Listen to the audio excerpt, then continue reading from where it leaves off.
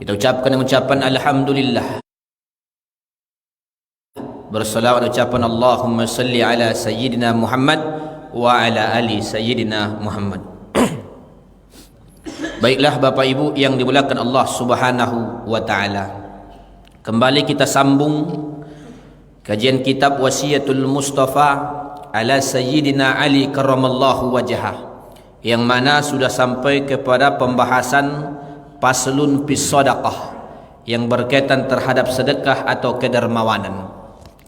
Kata Nabi kepada Sayyidina Ali karramallahu wajhah, ya Ali, wahai Sayyidina Ali, inna awliya Allah Ta'ala, sesungguhnya para kekasih Allah, sesungguhnya para wali, sesungguhnya para muhibbin dan muttaqin, orang yang takut kepada Allah. Inna awliya Allah, sesungguhnya para walinya Allah Subhanahu wa Ta'ala, lam yanalu sa'ata rahmatillahi wa ridwanihi, mereka tidak mendapatkan keluasan rahmatnya Allah, mereka tidak memperoleh keridhaan Allah Subhanahu wa Ta'ala bikasratil ibadah. Jadi para wali, para orang yang dekat dengan Allah, mereka memperoleh rahmat yang luas, nikmat yang banyak adalah bukan hanya disebabkan bikasratil ibadah. Kata Nabi, bukan karena banyaknya ibadahnya sehingga dia menjadi wali Allah, tapi walakin naluha bisakhawatin nafsi wal istihana bid dunya, tapi mereka memperoleh kasih sayang Allah, memperoleh ridha Allah disebabkan bisakhawatin nafsi, kedermawanan jiwa, jiwa yang dermawan. Kemudian wal istihanati bid dunya, menganggap dunia ini ringan baginya. Nah, jadi para wali-wali itu bukan karena mereka dapat kedudukan yang makam yang tinggi hanya gara-gara banyaknya ibadah, tapi karena bisa khawatin nafsi, kedermawanan jiwa, dan wal istihanati bid dunya, dan tak risau terhadap dunia. Jadi dunia ini merasa ringan baginya Bapak Ibu. Nah, ini sebenarnya orang yang disebut aulia. Dalam Quran disebutkan aulia adalah orang-orang yang dicintai Allah Subhanahu wa Ta'ala, para kekasih Allah. Nah, makanya di sini pasal lagi, ya Ali, wahai Ali, as-sakhiyu qaribun min Allah, qaribun min rahmatihi, ba'idun min azabih. Maka orang yang dermawan, orang yang sakhawah, ini dekat dengan Allah, qaribun min rahmatihi, orang yang senantiasa dapat dengan rahmat, dekat dengan rahmat Allah, ba'idun min azabih, dan dia jauh dari azabnya Allah Subhanahu wa Ta'ala. Ini orang yang sakhi. Jadi dalam bahasa dermawan itu, dalam bahasa Arab itu ada kalanya dipakai karim, ini juga artinya dermawan. Ada kalanya dipakai Bapak Ibu jawad, itu juga dermawan.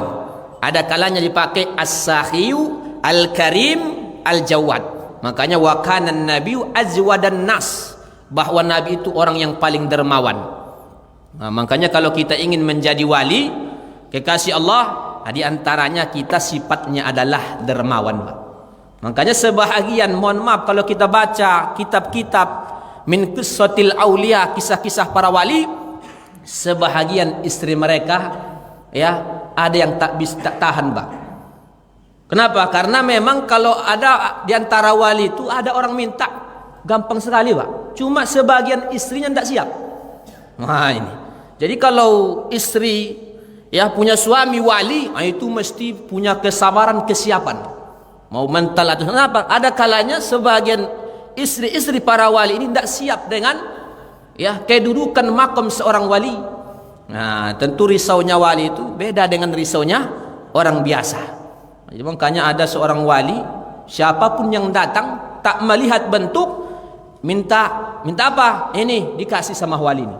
Nah, ini makom-makomnya ini. Enggak siap bininya, Pak. Enggak siap istrinya. Karena inilah sifat daripada para wali. Makanya di sini disebutkan wal bakhil ba'idun minallah, ba'idun min rahmatihi, qaribun min adzabih. Lawan daripada sahi, dermawan, adalah pelit.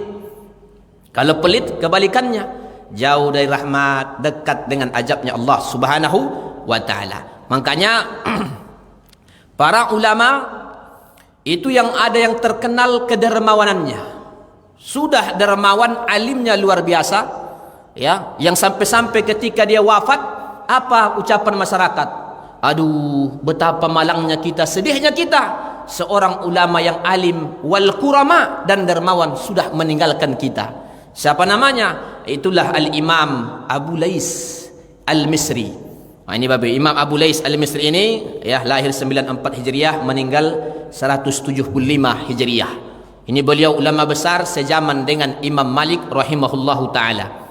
Ini Imam Abu Lais Al-Misri, seorang ulama yang terkenal alimnya dan terkenal kedermawanannya. Itu Imam Abu Lais As-Sahi.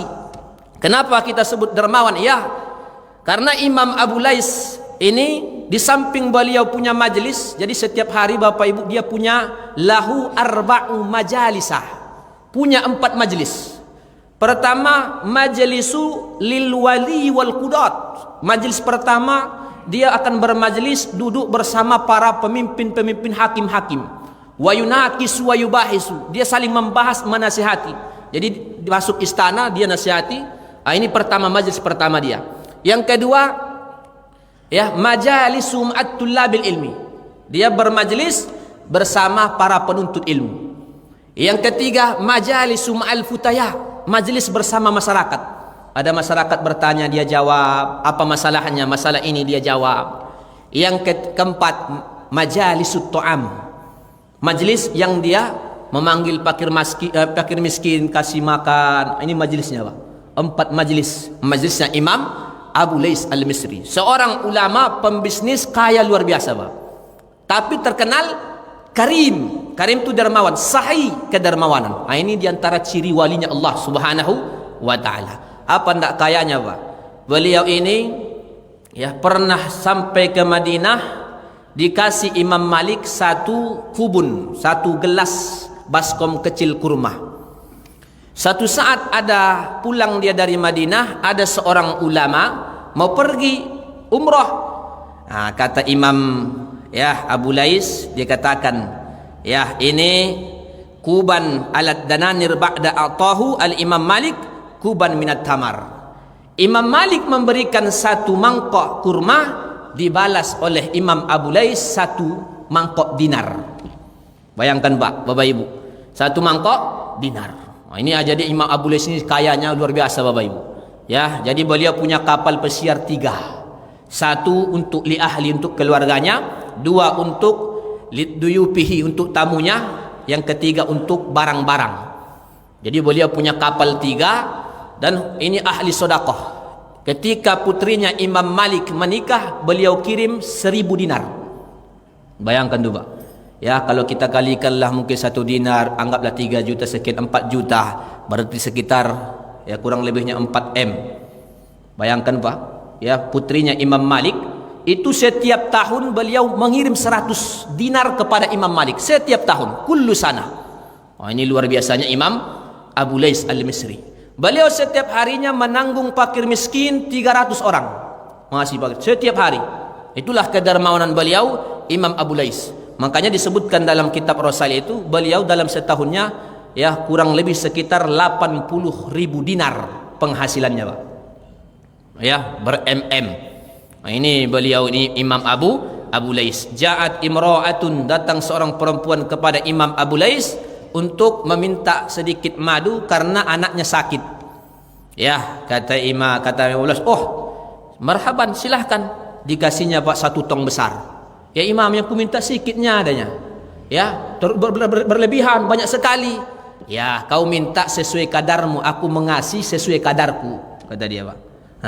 Saya mengasih sesuai kadarku. Ini ulama al-karim, ulama yang dermawan, yang luar biasa. Itulah Imam Abu Lais. Ini luar biasanya Imam Abu Lais, yang luar biasa beliau aliman alim, nasihan tukang nasihat, mursidan tukang pembimbing umat, terkenal kedermawanannya. Ini luar biasanya Al-Imam Abu Lais. Ini sebagai contoh ya, sebagai ulama yang sahih, yang dermawan. Ini min alamati auliyaillah, ciri daripada walinya Allah Subhanahu wa ta'ala. Maka orang yang seperti ini ba'idun min azabih, akan jauh dari azabnya Allah Subhanahu wa ta'ala. Nah, ini kita contohnya baru satu ulama, makanya Bapak Ibu ada kitab namanya As-Sona', ya As-Sona' minal fuqaha wal muhaddisin. Profesi-profesi para ulama-ulama dari kalangan ahli fikih dan ahli hadis. Ya, di antaranya di situ ada ulama yang terkenal kedermawanannya. Termasuklah Imam Abu Lais Al-Misri dan termasuklah ya Imam Abu Hanifah. Dan kita Muhammad bin Sirin, begitu juga Al-Imam Ibnul Mubarak. Oh, ini sangat terkenal, Pak. Jadi kalau datang orang bertamu kepada Imam Abu Lais, itu setiap tamu itu dikasih roti, di bawah roti itu sudah ada 1 keping dinar. 1 keping dinar kita kalkulasikan sekitar 4 juta, Pak. Ya, mau berapapun orangnya. Ya, 100 datang, di bawah apanya itu sudah ada 1 keping dinar. Wah, inilah kedermawanannya Imam Abu Lais. Makanya ketika meninggal beliau, ya hampir satu wilayah itu merasakan kesedihan. Ya, merasakan kehilangan seorang ulama yang alim, ya, tapi kurama as-sahi terkenal, terkenal kedermawanannya. Nah, ini Bapak Ibu yang dimuliakan Allah Subhanahu wa taala. Makanya kata Nabi, ya Ali, wahai Ali, ra'aitu, aku melihat maktuban tertulis ala babil jannah, di pintu sorga ada tertulis kalimat anti muharramatun ala kulli bahilin wa akin wa nammam. Tertulis dalam pintu sorga itu, kata Nabi, bahwa pintu sorga ini terkunci, tercegah bagi orang yang durhaka dan bagi orang yang pelit dan yang suka mengadu domba. Nah, tertulis itu, Pak. Ya, hanya tertulis itu, cuma di situ hanya bisa dimasuki oleh orang yang sahid wattaqi, orang yang dermawan dan takut kepada Allah Subhanahu wa taala. Jadi pesan Nabi kepada Sayyidina Ali ini mudah-mudahan ya bisa kita contoh supaya menjadi kita orang yang dermawan, sakhawatin nafsi.